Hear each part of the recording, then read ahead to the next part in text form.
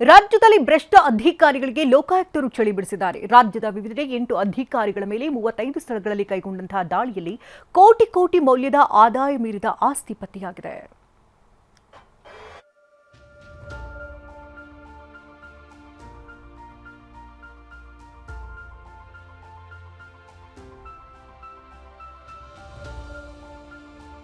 ರಾಜ್ಯದಲ್ಲಿ ಲೋಕಾಯುಕ್ತದಿಂದ ಭ್ರಷ್ಟರ ಬೇಟೆ.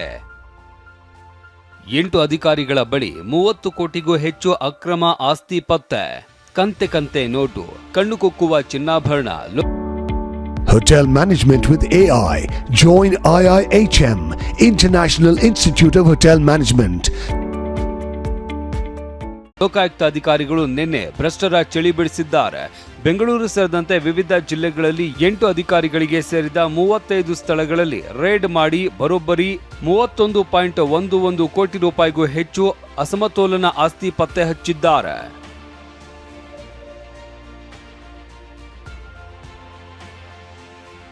ಎಸ್ಎಲ್ ರಾಜಣ್ಣ, ನಗರ ಯೋಜನೆ ಮತ್ತು ಕರ್ನಾಟಕ ಗೃಹ ಮಂಡಳಿಯ ಹೆಚ್ಚುವರಿ ನಿರ್ದೇಶಕರು ಇವರ ಬೆಂಗಳೂರು ವಿಳಾಸ ಸೇರಿದಂತೆ 5 ಕಡೆ ದಾಳಿ ನಡೆಸಿದ್ದು 4.97 ಕೋಟಿಗೂ ಹೆಚ್ಚು ಆಸ್ತಿ ಪತ್ತೆಯಾಗಿದೆ.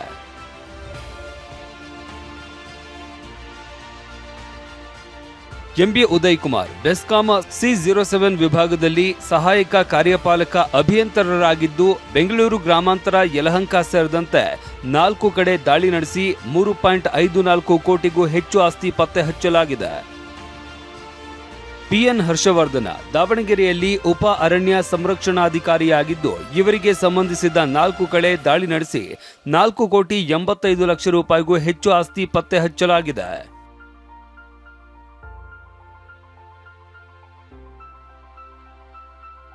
ಸಿದ್ದೇಶ್ವರ ಎನ್ ಹೆಬ್ಬಾಳ ಇವರು NWKRC ಹುಬ್ಬಳ್ಳಿ ಘಟಕದಲ್ಲಿ ಮುಖ್ಯ ತಾಂತ್ರಿಕ ಅಭಿಯಂತಕರಾಗಿದ್ದು ಇವರ ನಿವಾಸ, ಕಚೇರಿ ಸೇರಿದಂತೆ 3 ಕಡೆ ದಾಳಿ ಮಾಡಿ 3.76 ಕೋಟಿಗೂ ಹೆಚ್ಚು ಆಸ್ತಿ ಪತ್ತೆ ಹಚ್ಚಲಾಗಿದೆ.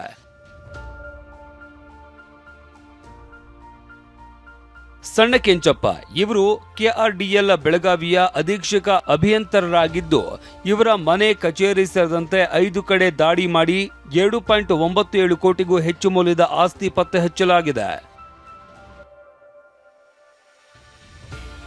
ಇನ್ನು LA ಕೃಷ್ಣ ನಾಯಕ್ ಇವರು ಚಿತ್ರದುರ್ಗದಲ್ಲಿ ಬಯಲುಸೀಮೆ ಅಭಿವೃದ್ಧಿ ಮಂಡಳಿ ಕಾರ್ಯದರ್ಶಿಯಾಗಿದ್ದು ಇವರ ನಿವಾಸ, ಕಚೇರಿ ಸೇರಿದಂತೆ 4 ಕಡೆ ರೇಡ್ ಮಾಡಿ 2.70 ಕೋಟಿಗೂ ಹೆಚ್ಚು ಆಸ್ತಿ ಪತ್ತೆ ಹಚ್ಚಲಾಗಿದೆ.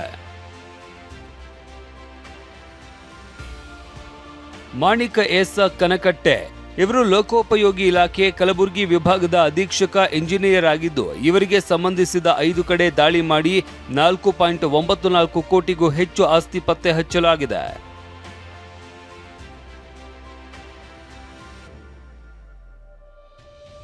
ಕೆಎಸ್ ಮೋಹನ್ ಇವರು ಚಿಕ್ಕಮಗಳೂರು ಉಪವಿಭಾಗದ ಸಹಾಯಕ ಅರಣ್ಯ ಸಂರಕ್ಷಣಾಧಿಕಾರಿಯಾಗಿದ್ದು 5 ಕಡೆಯಲ್ಲಿ ದಾಳಿ ನಡೆಸಿ 3.62 ಕೋಟಿಗೂ ಹೆಚ್ಚು ಆಸ್ತಿ ಪತ್ತೆ ಹಚ್ಚಲಾಗಿದೆ. Bureau report, TV9.